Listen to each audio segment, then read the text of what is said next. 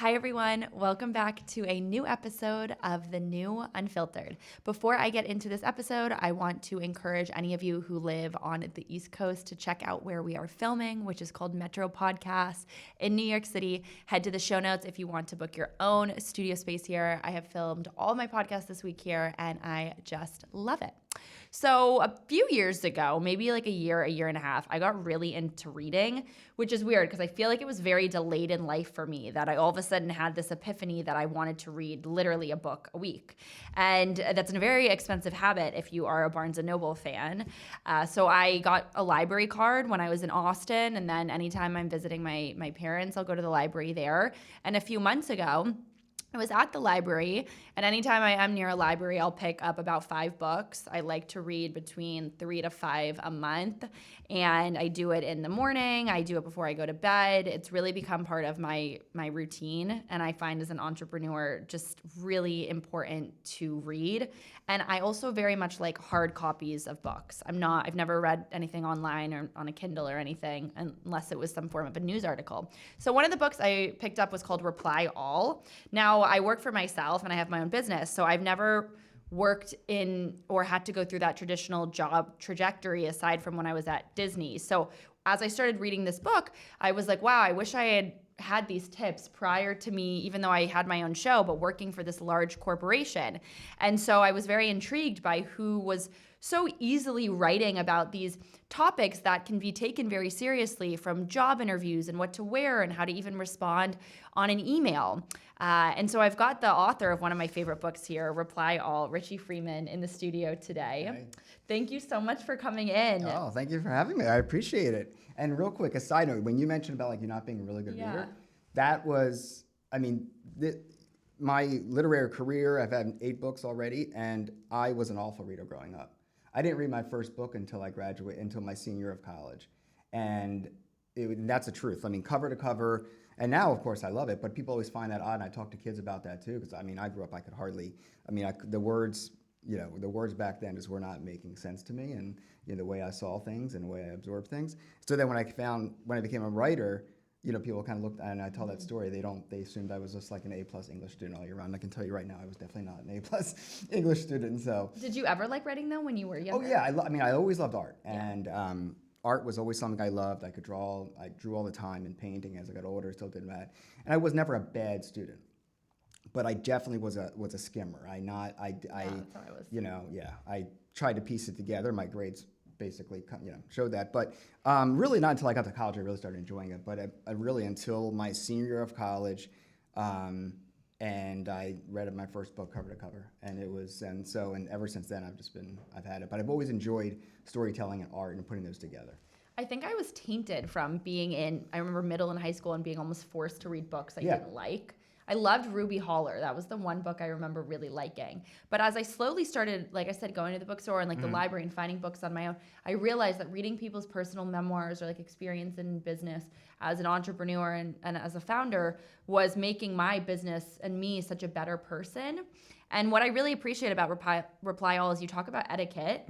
And how do you explain, when people think about etiquette, I think they may even think about girls who have to go to cotillion and they have to wear certain dresses and all of that. And the way that you portrayed etiquette in this book, and it's so cool to meet you in person because I couldn't figure out what kind of person would write this kind of book, but it was just such an easy, fun but serious read. So what do you think about etiquette? What made you want to write this kind of a book? So this is years ago. We're actually celebrating the 10th anniversary. Just celebrated the 10th anniversary of this book. So it's meant the world to me. And it took my career to another level. It opened up eyes to different opportunities. And I am I love what St. Martin's Press, Macmillan Publishing had done for me. But I had been writing a blog and podcast years ago called Modern Manners Guy. And it was basically a humorous take on manners and etiquette, not the cotillion, the hoity-toity. That's not my thing. Now, I believe in like dressing well and presenting well and acting normal at a dinner table, but it was more about the annoying things you see, coworkers, or you just talked about being in line for coffee and the person's like on their phone the whole time, whether line back there waiting to order, kind of like that Seinfeld, Larry David approach towards etiquette, and that's what I thought was more relatable. And there's a lot of things that as a young person you stumble into these faux pas and you stumble into accidents, and then you're like, feel like everything is like, the world's over now. And when I was writing for Modern Manners Guy, every episode was a different topic. 3 ways to handle blank. Most annoying this.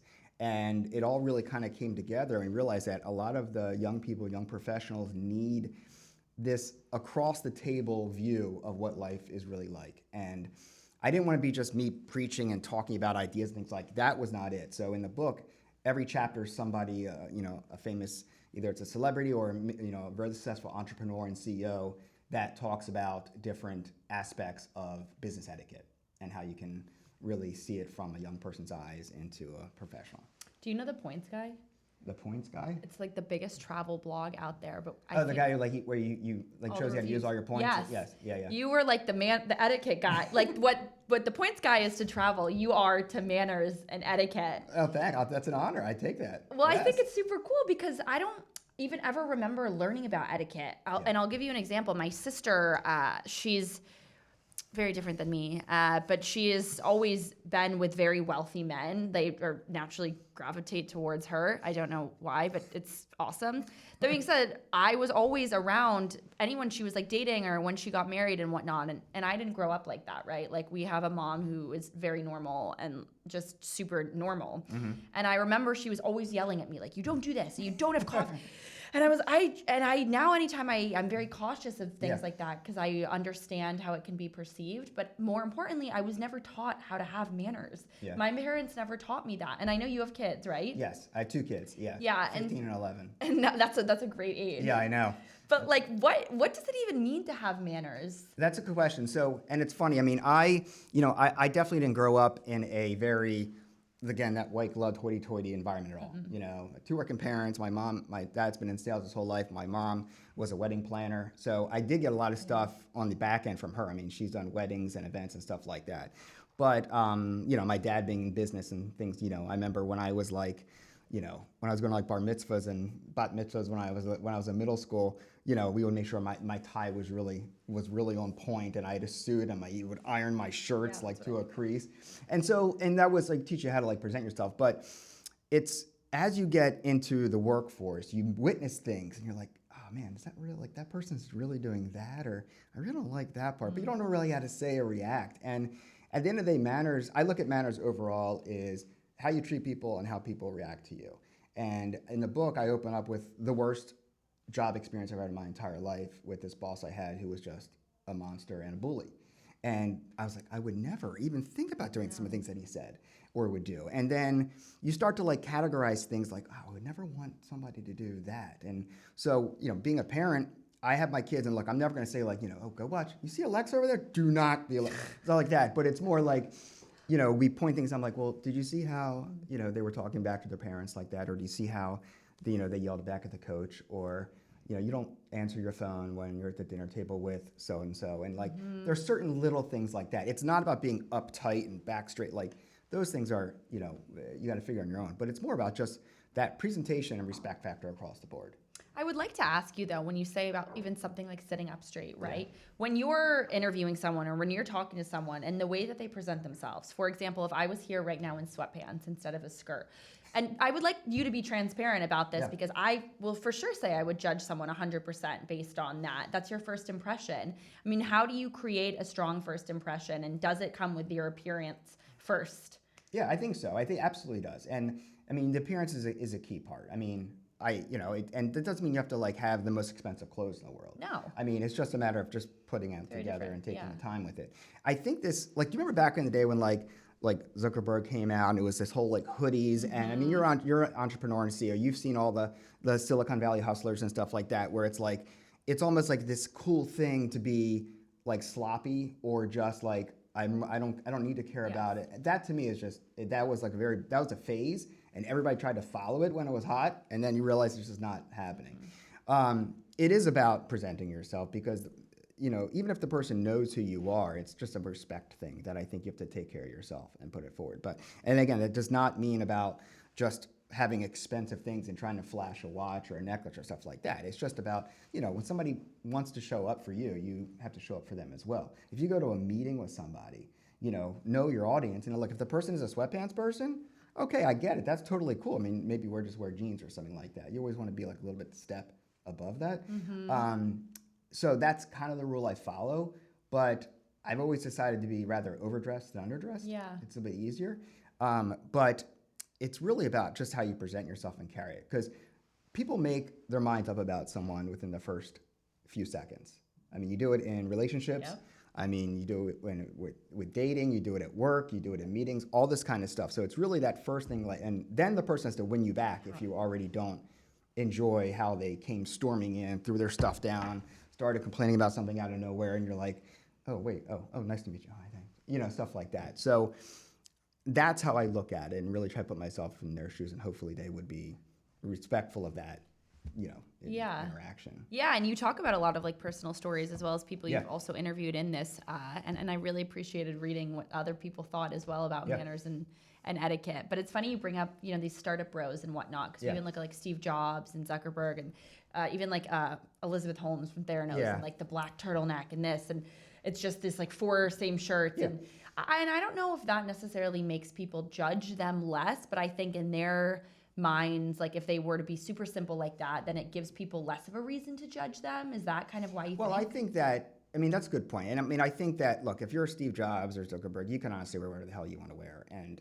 it's okay. But why? But, well, just because you're rich? Or Well, because not you're because you're successful? rich, but because one, I think it is in the beginning, like if you read stuff about Jobs, he was saying like it was one less thing he had to worry about. He wore the same stuff every day. Fine. Now, I'm pretty sure his stuff was really nice. He had so much stuff. And soon it becomes your gimmick and your shtick. And I think a lot of it is shtick and gimmick. Same thing with Zuckerberg, wearing the hoodie stuff. Like, he wore the hoodie because I don't think he really ever had to work anywhere. And he was young, and that's what you wear. And then it became a trend. It caught on. So I don't personally think of that. I think that, and then when it also sets a stage for how other people work in the office. And even if you have like a casual office where people can wear, you can say, hey, look, you wear jeans and a shirt, that's fine. But you're still not going to show up like a slob. No.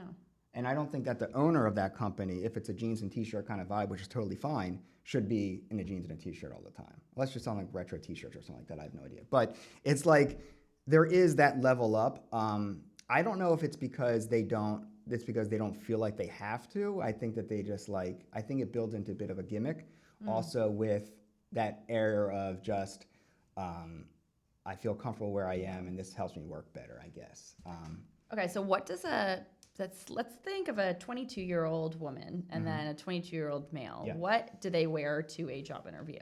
Suit. Their first. 100% suit. There is no, for male or female, you got to wear a suit. That just is the way it is. It doesn't matter. Now, it can be, a woman can wear, suit pants and a blazer or a top, and then same thing with the guys. There is really no excuse not to for the job interview. And if they say, look, I've met with people in there and I was wearing like a tie, and they said, look, next time you come, you don't have to wear a tie. We just wear more button-down shirts. I'm like, all right, cool. Now I know. Yeah. But to me, it looks like you almost look, and I talk about this in the book too. You look unprepared purposely. Like you knew you had this job interview, you knew you had this meeting, but you decide to just not take full care of it, and that goes along showing up late, which is another crazy one too. But I think that you always have to dress as if obviously the person's a stranger, but really that you're going to represent to them. That's what it all comes down to. You got to make sure they think that you're going to represent them out of the office. Yeah. And look, I love a good pair of sweatpants. I think I have different pairs of sweatpants. Like I have, my casual Saturday sweatpants, and then I have like cashmere sweatpants that I think are really cool with sneakers. I think a lot of young people think that they either need to like look 100% or, try and maintain this like super chill vibe. And I think there's a very easy combo and way to do it. Like a nice pair of jeans and like a blazer if you're a girl, right? Or a pair of sneakers or a small heel.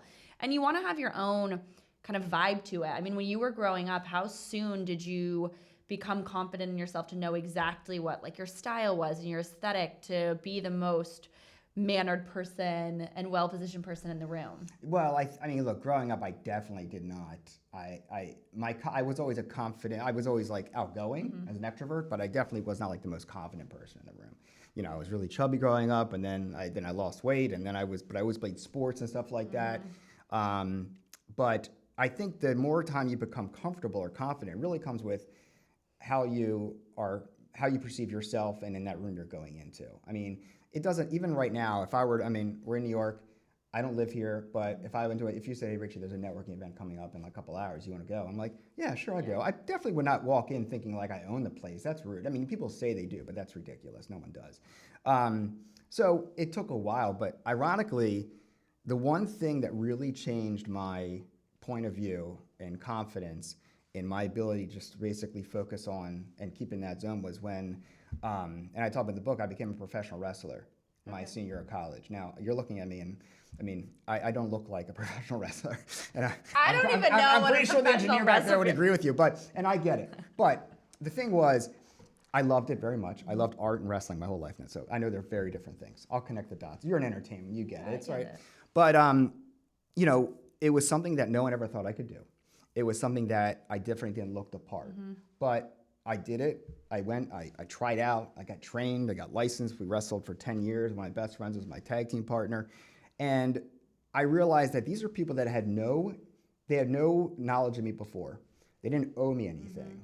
In fact, I'm working for them to book me on a show and you know, we're choreographing a match and so forth.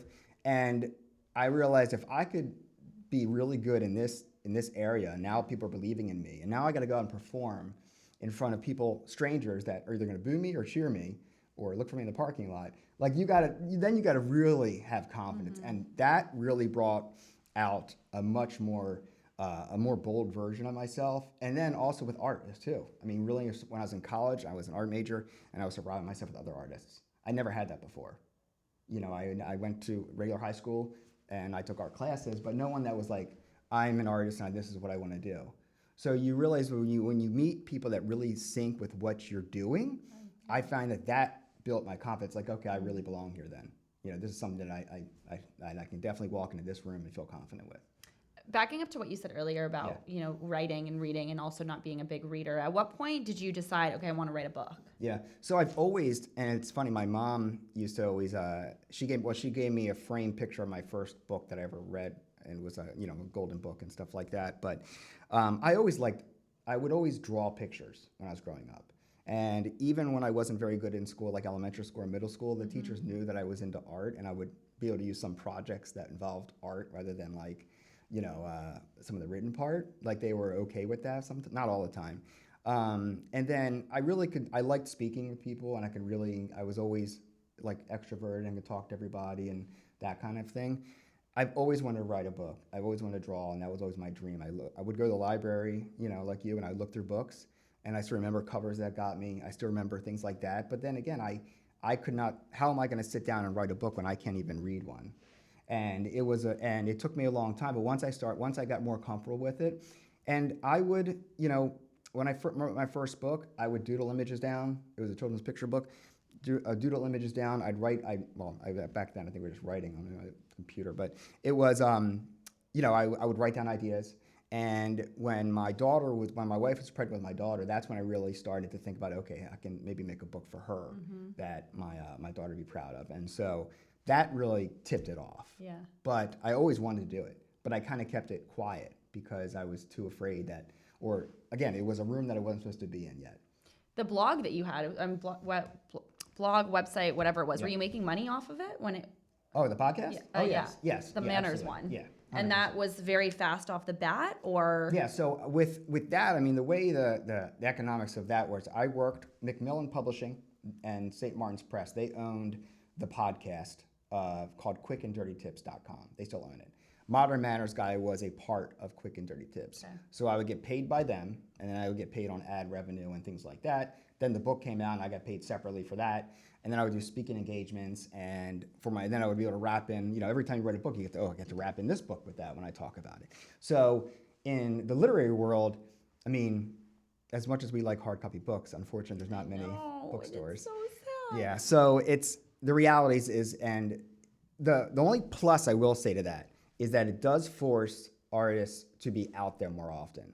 I mean, singers, musicians have to tour more, they have to perform more, and authors have to really present themselves more. Before you could hide away and be this mystery, which I always thought was kind of weird, by the way. But you have to really have that presence, so it does force them because you have to present yourself to show, and they'll go online and buy it. So that was the big advantage, I think, towards some of the bookstores closing. If I'm trying to find a silver lining in that, which unfortunately it is. But so there's other avenues that you have to find. And I asked other writers. I mean, there were places that I showed up for like a talk, and there were people that were Newbery Awards and winners, and they were, they had TV shows on Disney, and they had a cartoon sold. And I'm like, what am I doing here? But you get to hear about how they run their business.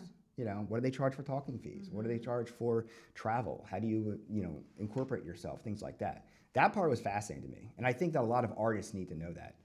When I was an art major, a lot of guys thought they were going to come to New York City, go outside on the street on Broadway, sell paintings, and become the next, Picasso.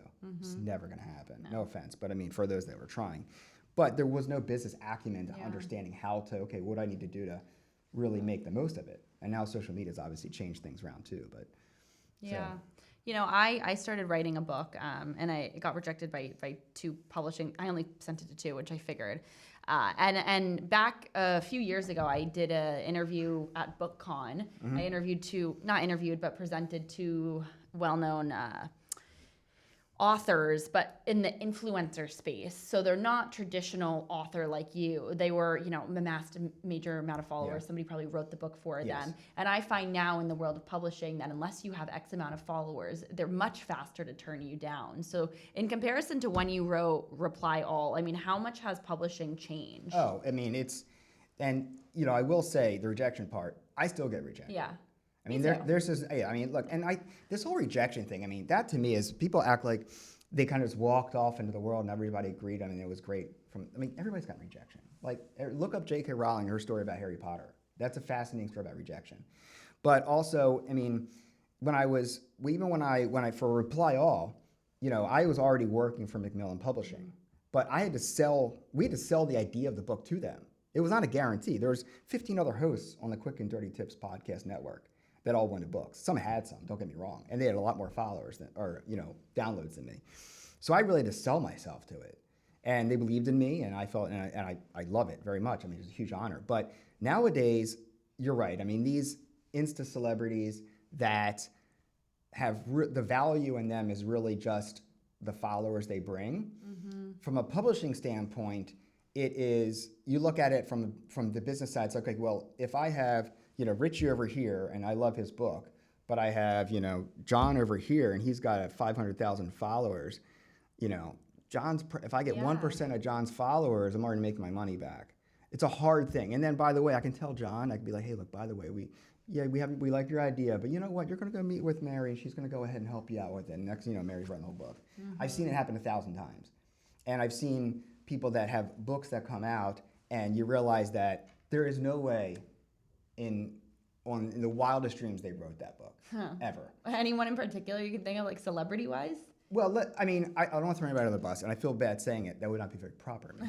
But I will say, like, you can look at certain things it's one thing to write a book and then have somebody edit it for you. It's one thing to tell somebody your story. They write it, and now it's your book. That's not you to writing a book. But I think that when it comes to people that you also have to look at some people's time schedules and what they really have and what their experience is. Have they really ever done anything in the arts and entertainment world aside from just posting stuff online? That doesn't give you No. So, and also, it's also about like their turnaround time too. I mean, your people are getting book advances and then they're turning it around and all of a sudden it's out of nowhere. So, you can kind of tell if you kind of look at the person, but I mean, I have good authority of situations where it was definitely not. It was a ghostwriter, which is fine. I mean, as long as the book entertains and it makes well, and that's all that matters. And if the person's okay with that, that's fine. Did you write this whole book cover to cover? 100%. No help? I've never. Every single book I've written. How do you I have know? I have an editor. Don't get me wrong. I have somebody, because the only way a book will work out is there's no such thing as writing a book yourself and thinking it's going to hit. And I have an editor for Optimistics. I had an editor for my children's books. I had illustrations, and I would send it to people and say, hey, what do you think? And I trust the people I trust. For this book, I wrote every single word, but I had somebody, of course, look at it and say, okay, what if we do this? And I'm like, oh, that's a good idea. Okay, great. And that's being open-minded to the creative, the creative concept and process. If you don't do that, I think you're just losing out. Like, nobody's first draft is the best of anything. So what about, say, like Michelle and Barack Obama, right? Their books. I mean, people on that level, Mindy Kaling. Do you think that they wrote their books? I mean, yeah, they wrote their books. They wrote their books. Yeah. Now they have an editor, and the editor is like your best friend, because you're also saying, well, it's not so much like an editor comes in and says, okay, well, President Obama, I think we should make it that you went to school. You didn't teach at Harvard, you taught at UC Berkeley. It's like, well, I don't go there. But it makes much better. It's like, what? That stuff's different. That's falsehood. But then, so you're not gonna twist things around. But they say, well, when you say here, like we did this, what if we said it this way? Great. It's a good way, just another way to formulate a sentence and a paragraph and structure. That's fine. But I definitely think they did. And, a lot of comedians definitely, I believe that they're putting their stuff behind their thoughts and things like that. You can see how they would really pour their hearts into it and what they would do. I think that, I think it's a fair guess to say some reality people maybe did not write their stuff. That's just my guess. I like to think that writing is very hard, and it takes a lot of time. And, so I think there's a lot more, you have to have a certain amount of time and quality that goes into it. How long did this take you? That was about a year, year and a half, yeah. So it was some of it I had already points I touched on, but I mean, in every chapter is a different person that I speak to. Like, Barbara Corcoran from Shark Tank is in there.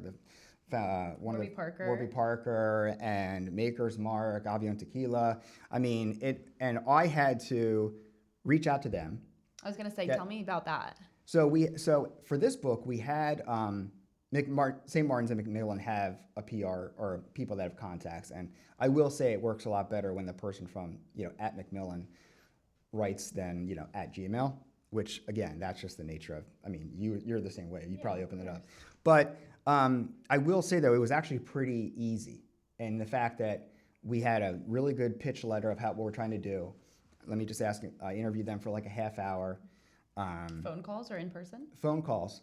Yeah, mostly because everybody's all over the place, and it was hard to go in person. And at that time too, I don't even think we were using Zoom or stuff like that. Yeah, so everything was just over the phone, and then I'd record it and I'd let them know, and I'd let them review it, and so, but it took a while, and then you got to put it together. I mean, luckily I had a fantastic, I had a fantastic editor also, and the team at Macmillan and St. Martin's are fantastic. So they really helped make it happen, and I drew cartoons in there, which I always like doing. And even those, I was like, here, I have an idea. Here's a guy at the airplane at the security check in an airline. What do you think? Like, okay, well, let's make it this. I'm like, or what if he said something about this instead? I'm like, oh, okay. Yeah. Then I wrote the joke again. They're like, oh yeah, that hits. Yeah. Great. I like it. One of my favorite passages, along with the Warby Parker guy, was from Krista Foley, the senior HR manager at Zappos. Now, I don't know if she's still at Zappos, but they have a whole thing where they give you $2,000 if you don't want to work at Zappos. And I'll read really quick the part that I enjoyed. And she said, when Tony first came to us with this idea, we thought everyone's going to take the offer, everyone's going to quit. But it hasn't been that way. The training is 4 weeks, and this offer happens on the second week. The original concept started because we didn't want people to stay here for the paycheck. Yeah. It's $2,000, and people are given the opportunity to think about it and see if they want to stay with us or go somewhere else. If working at Zappos is not something they're passionate about, we want to know that right away. Now, I know Zappos is obviously a massive company, right? But I think it's something that even if you're a startup, that it's nice, right? Those early days on any company, you want people who are really working with you and are in support of you. I've struggled with this as well for anyone that I've hired, as it's very obvious if someone doesn't want to, they're just in it for the money. Yeah. Well, I think that, and it's one thing, it was $2,000 back in 2012 on Interviewter, 2013 when it came out. So let's I know it's not inflation, isn't that much, but let's just $2,000 now is awesome. Yeah. If you're just starting out. Huge. And alone, if you get, don't like it from day one, they're going to give you $2,000 a bounce. You're like, it's even better. I was going to quit anyway. I mean, I think that what they're doing is a very good idea, and other companies have done similar things. I want to say Zappos even upped it from then. And I know for a fact when they offered it too, it was less than that, and nobody took it, so they upped it again. But again, I don't know what the situation is now. I will say though that it's also unfair to think that some people are to look at their job as my life 24/7. I'm in it just like the CEO. And I think most CEOs probably get that, but keep that as it is. That doesn't mean you don't deserve to put it forward every time. And if you're, and like, I mean, you know, if I'm reporting to somebody, like I want to make sure they know I'm 100%, and I am. And if I need to bounce out for something for an emergency, or you know, I'm not feeling well, or something for the kids, you have to respect that too, and you know, you earn that respect and so forth. But I will say though that you know, some people are in it for the paycheck. Yeah. And I don't think that's a bad thing. No. But that doesn't mean that you're like, you get to just like punch the clock and punch out right away. No, and I think entrepreneurship, and you can probably relate, is also so different. Like we cannot, because we don't work for anyone else, our mindset about that is different, right? Like even when I hate my job some days, I have to do the stuff I hate and not even get a paycheck, right? Like you're doing stuff sometimes all the time, and you don't necessarily get paid and then get to go home and just stop. So entrepreneurship is so different. One of the other parts I really liked about the book is tipping culture. Yeah. And I interviewed the founder of Bluestone Lane. I don't know if you know the coffee company a few weeks ago. And I asked Nick Stone, who's the founder, about tipping culture. Now, the other day I actually tweeted and I thought of you or I posted a video or something about it. And you say something about if it's, I think, less than $5 or $10 or something, that you should just let it go. So there's different situations, but it's more like, and the tipping culture nowadays has gotten out of control. I did a Modern Manners Guy article about this in the fall, and I did a cartoon about it too, about where they have the flipboard now where you get to sit there. I mean, I went to Starbucks and I get a regular coffee. There's no craft that goes into it, you know. Just you got to pour it out and you got to put cream in it. That's just how it is. But there's still a tip thing, and I'm like, I don't understand. I don't believe in tipping when I have no choice. You have no choice but to give me this. Like you go to get takeout, I'm handing you the food, and now like how much tip is that really for you? Just literally handing it to me. And I also think that like a lot of this stuff happened with COVID.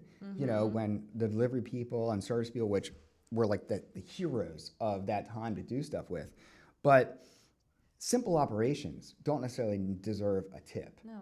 And it's almost like, and then people get like a little, and I think that it's also this, I mean, I always tip 20% wherever I go.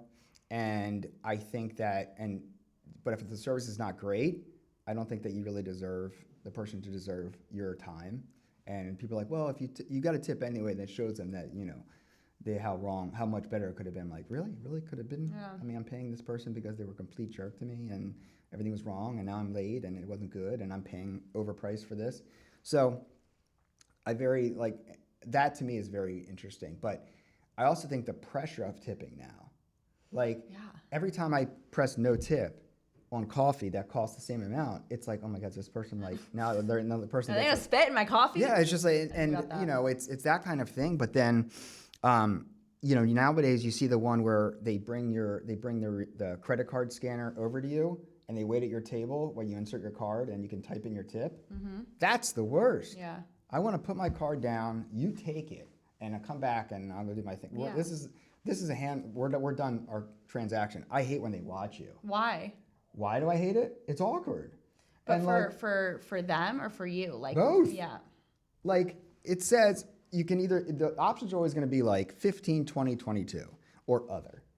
So then person is basically saying like, here, how'd I do? Am I 20? Here, what are you writing there? I know. Oh, it's like reviewing someone on a date or something. Yeah, it's like I don't get more than 20. I know. Okay. So it to me is just super awkward, super uncomfortable, and I just think that it's like it just makes the whole interaction not as fun. Yeah.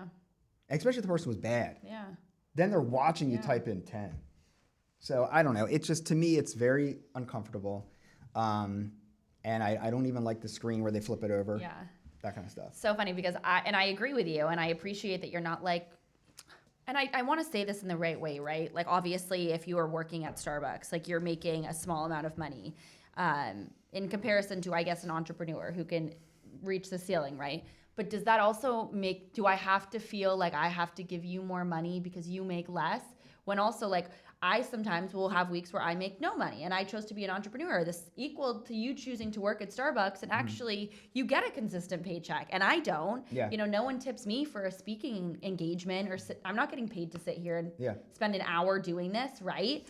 So it's an interesting kind of thing. But I really have no problem, and I'm curious your thoughts on this.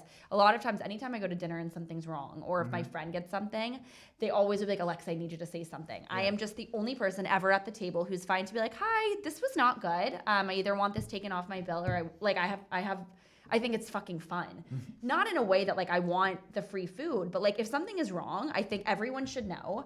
I think I shouldn't pay for it. I think I should maybe get a gift card, but I will stop at like I shouldn't pay for it because you know, they're doing a service. I'm here to enjoy it. Yeah. And if it's wrong, I don't understand why someone would sit there and eat bad food. So is that bad manners? No. But I think there is an etiquette in that Yes, too. Like I have a friend of mine who's one of my closest friends, and every time, and he's known for doing this a lot. And sometimes I'm like, dude, you gotta stop. Like, please don't. Just please, I want to come back here again. Please don't do that. And he's like, but it's this. And I'm like, and he is right to a degree. Yeah. But I'm like, all right, but just let it fly. Now, my point is, I agree with you that yes, if I'm paying for, like I had lunch over here, right? I had a salad, it was chicken, really good meal. Just salad? Is that what you want? Or you No. sat down? I sat down. Okay, It was a fine. restaurant. Okay. I want to give him a shout, but I forgot the name. Parker and Quinn? Okay. Anyway, good salad. Anyway, got a salad. Really good salad. Had chicken on it. Good stuff. But if the chicken came out and it was raw, Yeah. and I'm supposed to, or not cooked all the way, and they said, well, it still looks pretty good to me. And I'm like, but no, it doesn't look good at all. I need you to be cooked. And I would, of course, send it back. Yeah. If it came back like the chicken's cold and it's supposed to be hot, like that's not proper. I mean, like that's not me. That's not me being a jerk. And I think this is one of the biggest things that I tell people about when it comes to like manners and etiquette. Like people think that when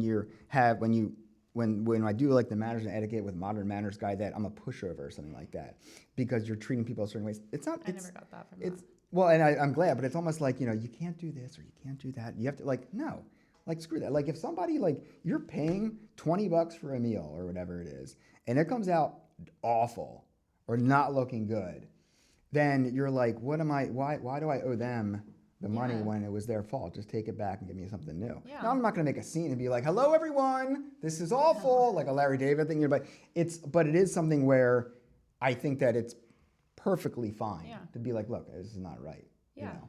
And however they reciprocate it is up to you. So it's up to them. interesting. Yeah, because and since I moved to London, it's night and day difference there. Like I can't return things in London. I can't tell someone something's wrong with the meal. God forbid I go to Paris. They want to like completely cut my head off. You are never right as the customer. Yeah. But America is a very like customer driven place, which is so odd to me that they've made this tipping thing so like in your face because they almost want the customer to always be so happy, but they're making us so uncomfortable with these mechanisms they're going about giving people like the tip.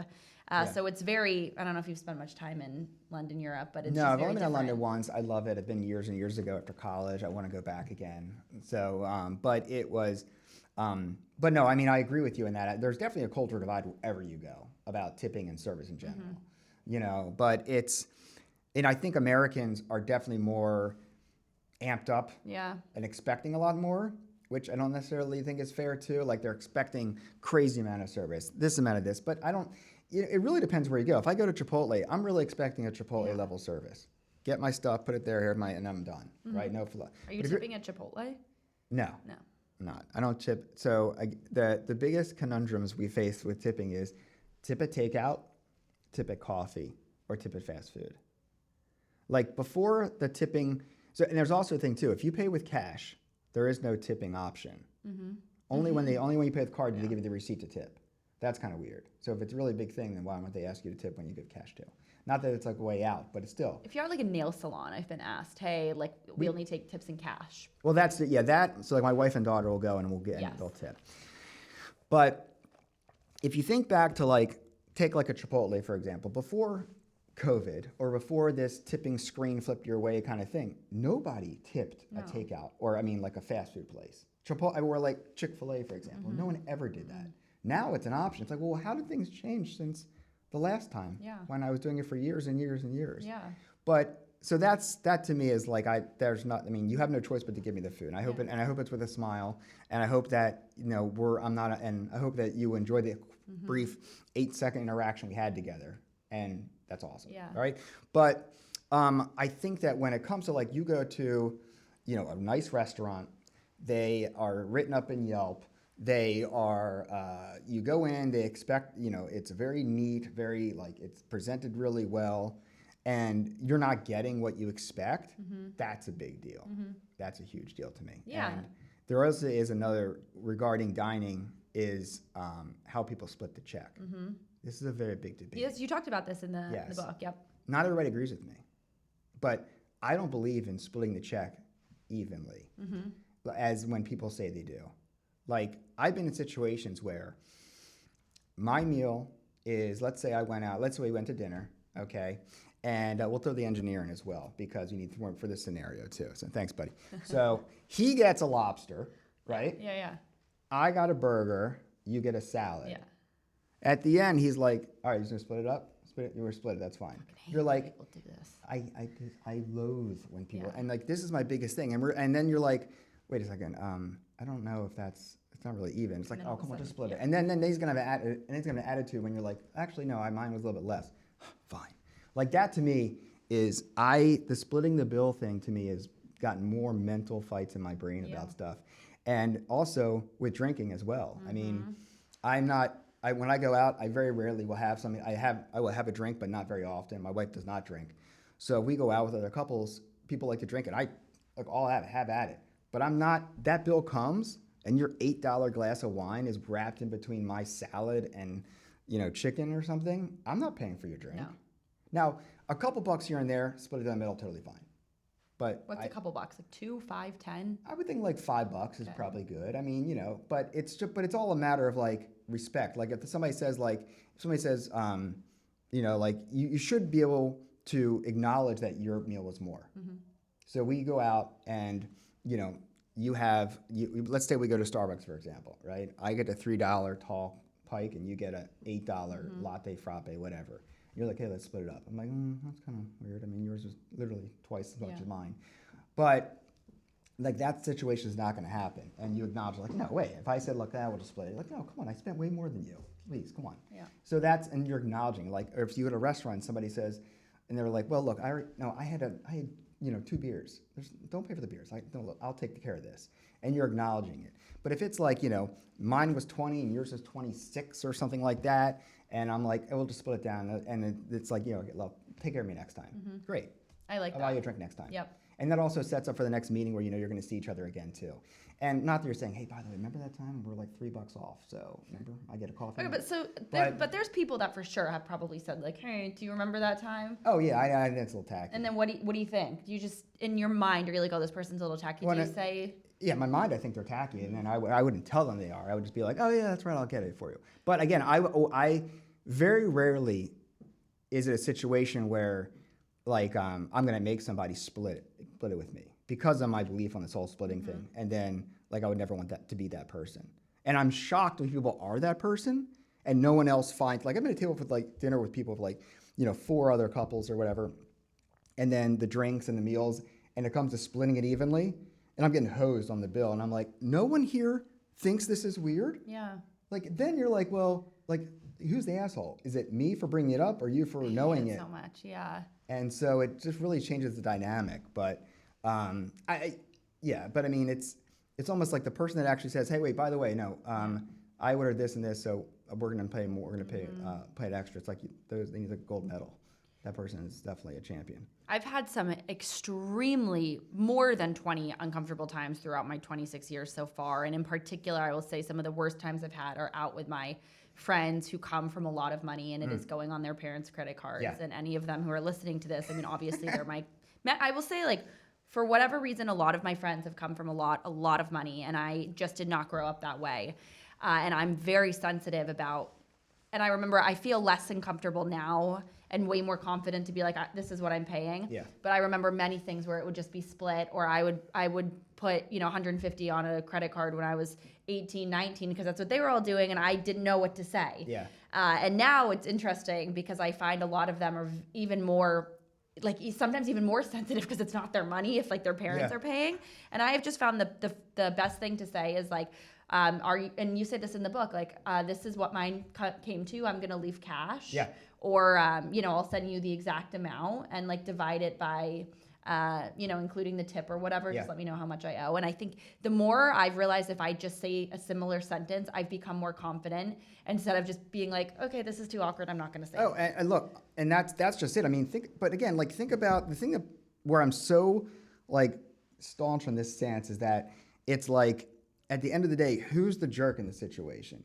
Is it you for saying I really should only have to pay for what I got plus the tip, things like that, or is it and then you're speaking up and the person that's saying, you know what, I know that person got a lot less, but it's just easier to do it this way. I think you know the answer to that question. Well, of course, but Yeah. but then you think about it and you're Yeah. like, well, then that's on them. Yeah. And wealth is a situation. Wealth is always sticky. Coming from having expense account or having something where you can parent expense account, where it may be that you're allowed to do stuff is different. But in the same sense, if somebody has that, then that's on them to really be more respectful to about like, look, I can afford it. I know you're already working hard and stuff like that. Yeah. So, but I make it known. Yeah. Like, and I'm like, oh yeah, mine was this. And Yeah. I just do it first. And You say also to bring cash with you, and my Yeah. dad's actually, ever since I was little, he's always said he always has cash. Yeah.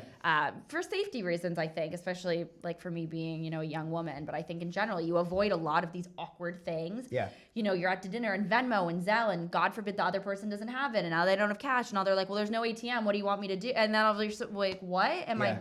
And I think 100%, and I think when you talk about it out loud and you say it, you really realize the other person's a jerk. But I think to ever expect anyone to pay for you and you don't know their financial position, and even if you do, is just a whole level of asshole. Yeah. Like, there is no reason that should even be a thing. Yeah, and and you're right, and I think that, and I've been around, you're around people with wealth, and you see people in business or just friends and stuff like that, and they like to show off a little bit when they're like, give me the sushi boat, I'll take the sushi boat. It's like, what? That's like sushi for 10 people, but okay.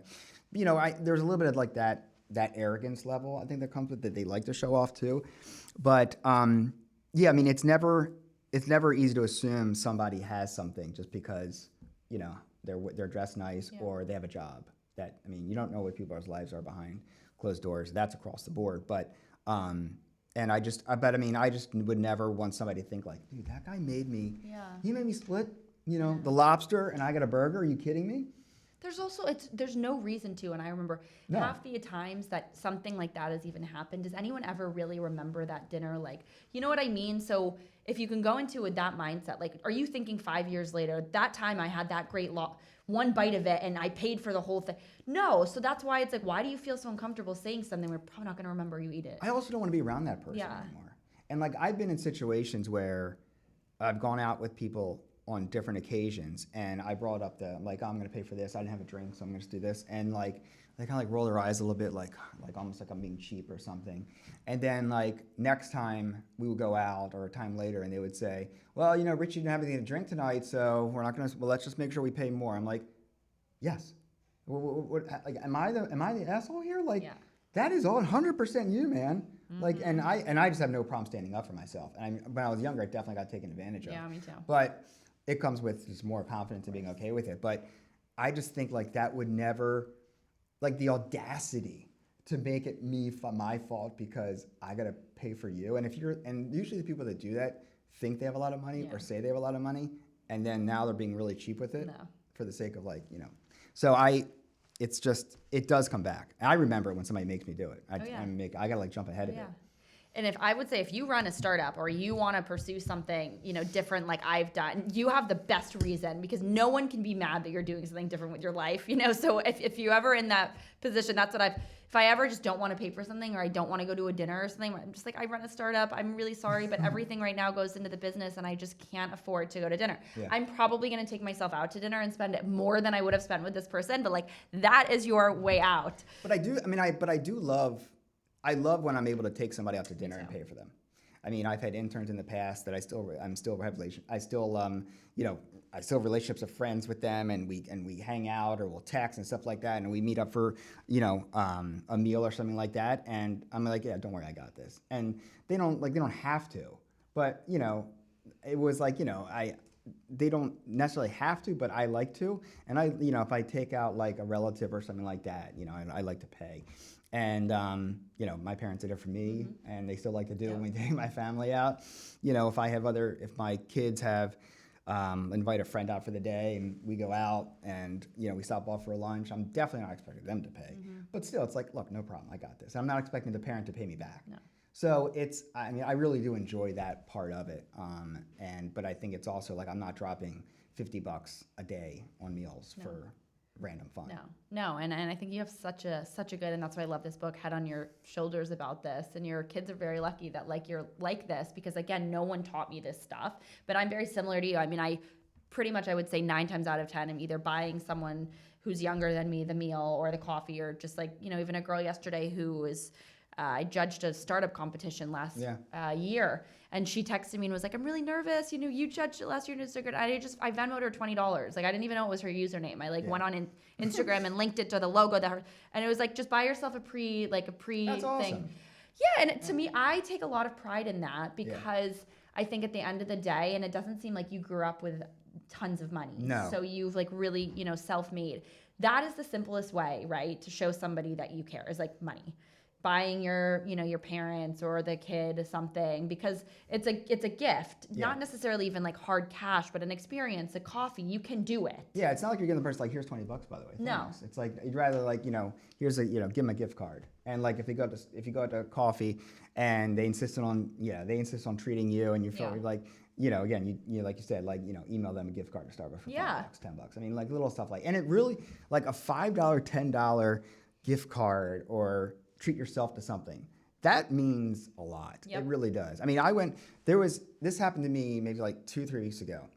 When I go to this coffee shop all the time, and I went to go up to it. I went to go pay, and the person said, "No, this one's on us. All right, this one's already paid for." And I was like, "Oh," and I know I come here a lot, but I don't get free stuff. It's like, no, the person before you said to pay for the next person's thing. That's sweet. And I was like, it was $4, but I'm like, that was, so I did it for this person, next person. I gave my 10. I said, look, I mean, now I don't know how long the train went on after that, but when they weren't expecting it, but that to me was just what the person did. For $3 or $4, they treated my coffee, and I was like, that is so awesome.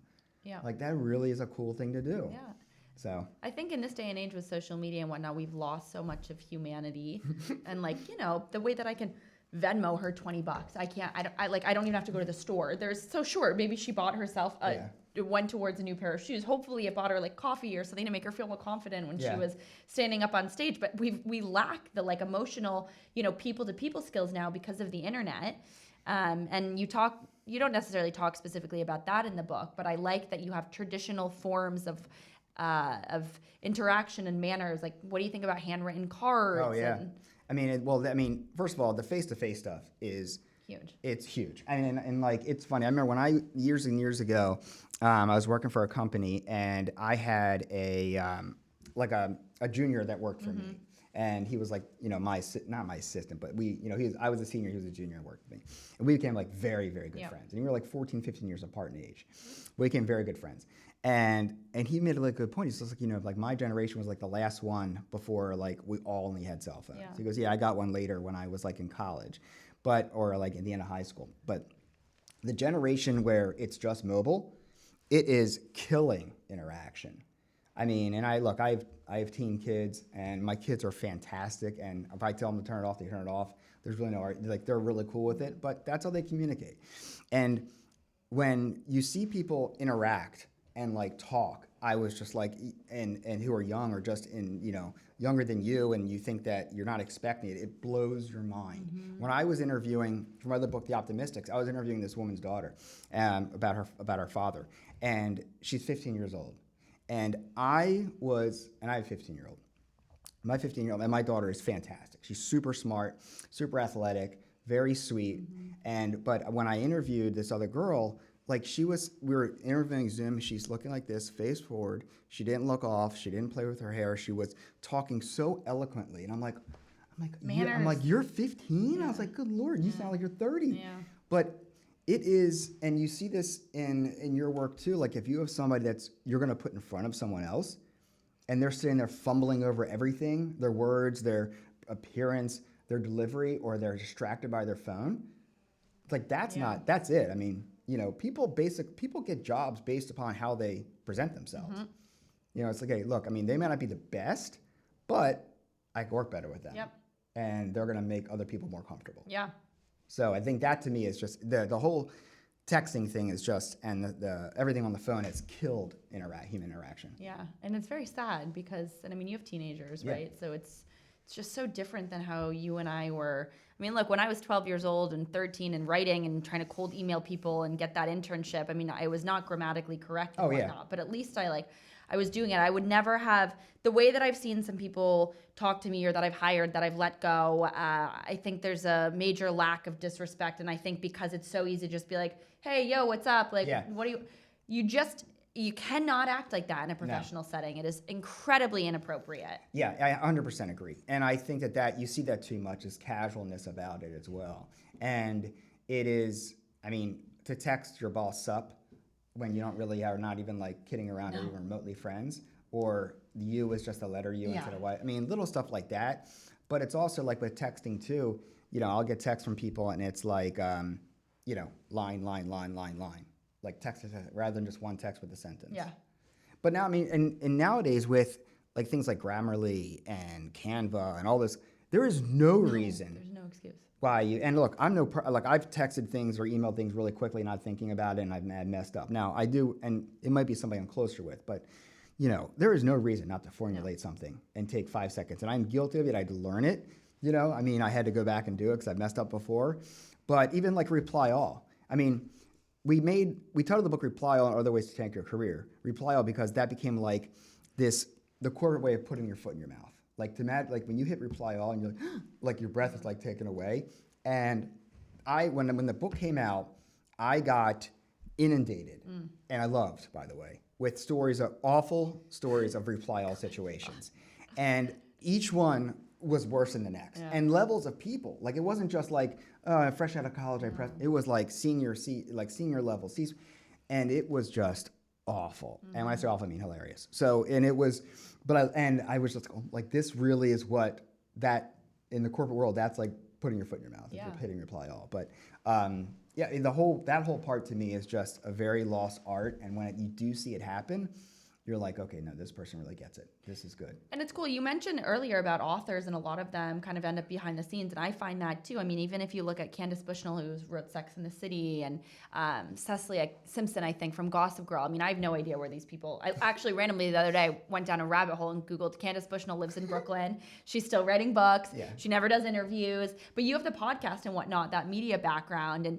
I find a lot of young people reach out to me asking for internships or jobs and whatnot. And I think a lot of them, in a way that's so different than an author who's like behind the scenes, because I've got the personal brand, you almost feel like you know me by what I post online. And so I find sometimes I struggle with, I'll try and train someone. And the way that like people gave me a chance when I was younger, I want to give that to like those other people who are writing the emails and cold calling. But, at the end of the day, you're running a company. So you can't speak to me in the way that perhaps you've seen me like post about on the internet. You know what I mean? In that way, at the end of the day, like I'm still your boss, even if we're similar in age. Yeah. And that's where I find a lot of these young people, they think that like because of the social media that you know me, or you can act the way that I casually act when I'm posting an Instagram story. And it is so different. It's a job. Yeah, well, and I mean, for me, it's a little bit different in that aspect because when you're in the arts, again, I mean, this goes back to like the old idea where, musicians and artists and painters and writers are like these like tortured souls where it's you can't help but do this. It's like stop. Like everybody who's been in entertainment industry, art, writing, music, sat in front of your mirror, sang your brains out, looked at your piece, thought how great would this be in a museum? How great this be in like you did. Yeah. So you don't get cool credits for that. That era is done with. Now, of course, if you reach a certain level, you're not out there like, hey, by the way, I got a new book.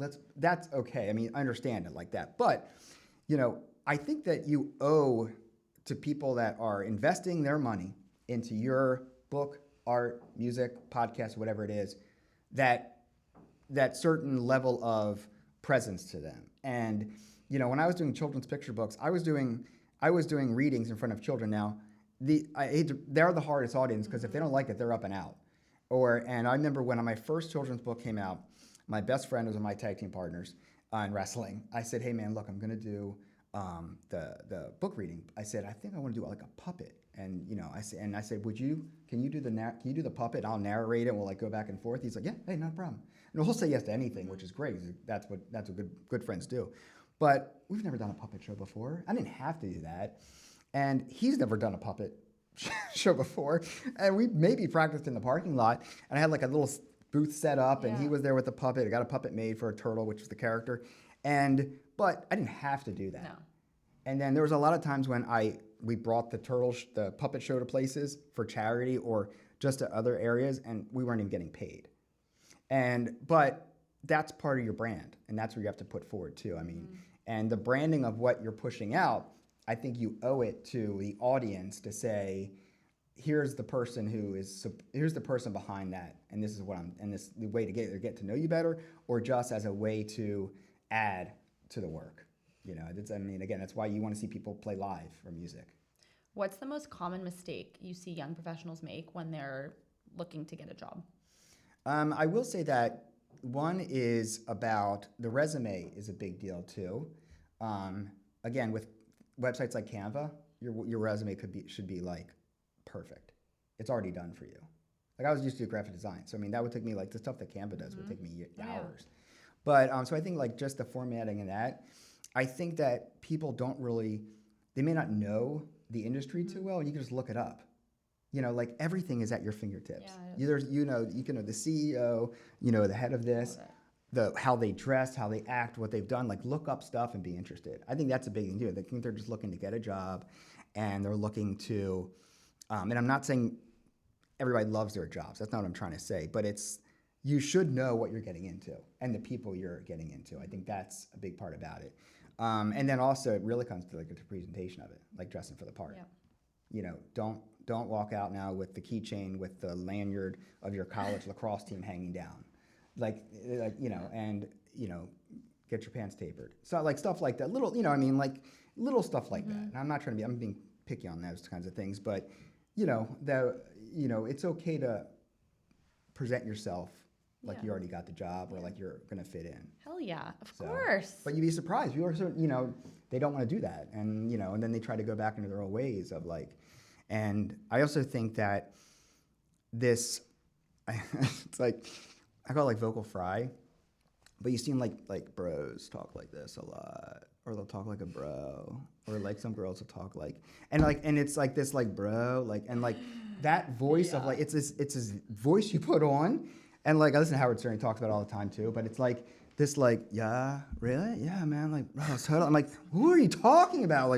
Like no one wants that, and I see people do it. I'm like, and I've been in situations where I was working with somebody and they were really young and they were saying like bro, or like their voice, the way they were doing. I'm like, what are you doing? Yeah, what are you doing? Like we can talk like this if you want, but not in front of that person. No.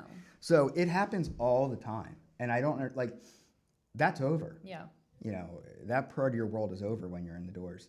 To me, I think that's something that's kind of lost as well. Yeah, and a lot of that could also be because of social media, right? We don't know where people are figuring out. Again, like the manners, the etiquettes. I'm glad I grew up and had the blog and like built my own brand because I've had to self-teach myself all of this stuff. And now I'm able to look at other experiences and other people and be like, oh God, they're really screwing that up. But like, what do you even say, right? They have to learn on their own. I had to learn on my own. Yeah, and that, like if somebody's not willing to like take a lesson from you and like listen to you, that's just on them. They're never going to. But I think that it's also like if somebody says something like if you deliver news to somebody, advice, and that's a little bit more in a more empathetic manner, and like you're like, look, don't take this wrong way. I love you. You're awesome, but I need you to do X, Y, and Z.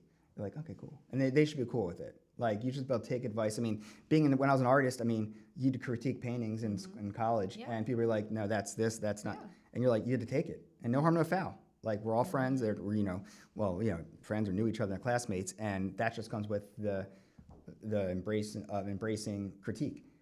And I mean, to this day, if somebody, I would rather beg somebody Yeah. to tell me if I was doing something wrong or they don't like something I'm doing than me assume and not know. A young woman who works for me, I mean, she's 17. She's been working for me for years. And every time she makes an error, the first thing she does is, I'm so sorry, it won't happen again. And it's so great. It is so great.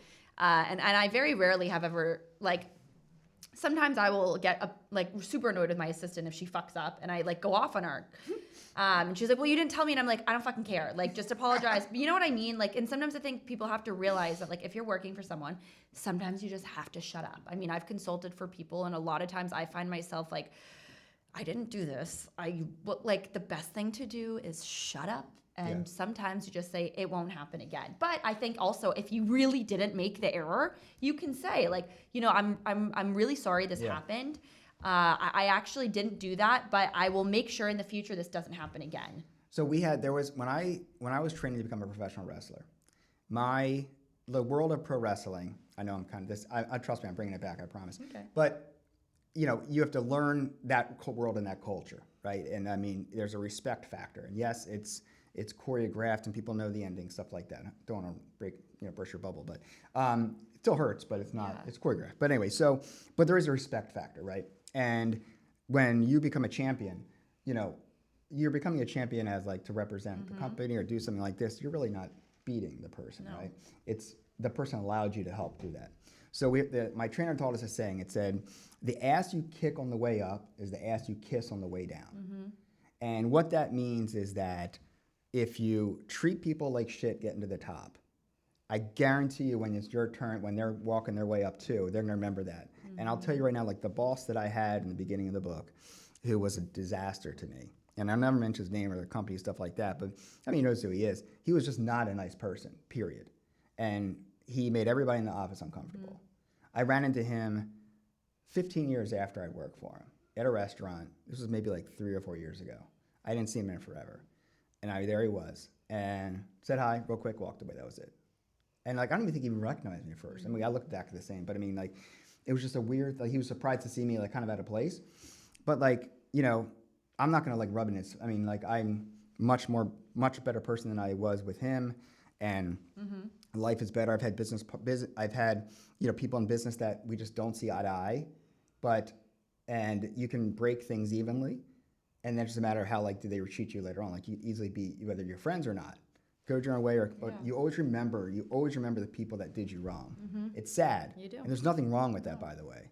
And I think that when you look at that too, it's about, you know, can you brush things off, or how are you going to treat people like that when you're on the way up versus when you're coming down? Because you're probably going to need help either way. Richie, you have been such a blast to talk to. Thank you. What makes you fearless? What makes me fearless? Well, when I was a wrestler, when you watch a 300 guy stand on your throat for 10 minutes, you learn how to be fearless. But no, I honestly I kind of call myself a professional trier. I mean, I really am just. I learned very on that my road to whatever I wanted wasn't paved, and definitely wasn't. Nobody was lying it out for me, and art and books and things like this really kind of helped me do that. But I just really believe in honestly giving it a try. The what ifs of the world really don't affect me anymore. I don't care how many times people, if everybody's laughed at me about things I wanted to try, and then they call me up and ask for my help. So it's, those kinds of things start to get, after a while, you realize that, okay, if I want to be in this room, as you mentioned before, what's going to take for me to get in this room? And when I wrote The Optimistics, there was a gentleman in the book who is, has Alzheimer's, and he knows that his time is cut, and he told me that, he goes, Richie, time is important. And I was like, and it just hits so hard. I mean, here's a man that's looking at an incurable disease, but now I'm also looking at it where it's how do you relate that term to everything else, and how much time you really had to devote yourself to stuff. So that's kind of how I look at it. Thank you for coming on the show. Where can everyone find you on social media? Buy the books. You have 8 books? 8 books. So Wild. This is my next book coming out, The Optimistics. It's a memoir. I spent almost 2 years there were 3 gentlemen I met, and they have young onset dementia, which is all dementia before age 65. So most people think it's like your grandparents or older people. And these are people that in their 50s had to quit their jobs, their spouses are taking on, and they, rather than face that within the darkness of it, they call themselves the Optimistics. And I'm like, oh, that's such a cool name. Nice, yeah. So I reached out to them and I said, look, I love your story. I just want to, and I thought I'd be writing just about them, but I ended up meeting dozens and dozens of people across the country, even El Salvador and Israel as well. And you're meeting people that went through the same thing they are, and how are they looking at optimism? And I need help with that all the time. You know, I'm not rainbows and sunshine all day long. Nobody is. But I do think that how do you face optimism in everyday life, relationships, family, work, career, anything. So The Optimist comes out May 28th. I'll send you a copy. All my books can be found on my Amazon page. My website is richiefreeman.com, and then all my socials is at Richie Freeman. Thank you so much. I will link all of his books and everything in the show notes. And if you want to write a review for the podcast, you can go to the Apple Store podcast or on Spotify, The New Unfiltered. And I will see you guys next week for a new episode of the show. Yay. Thank you so much.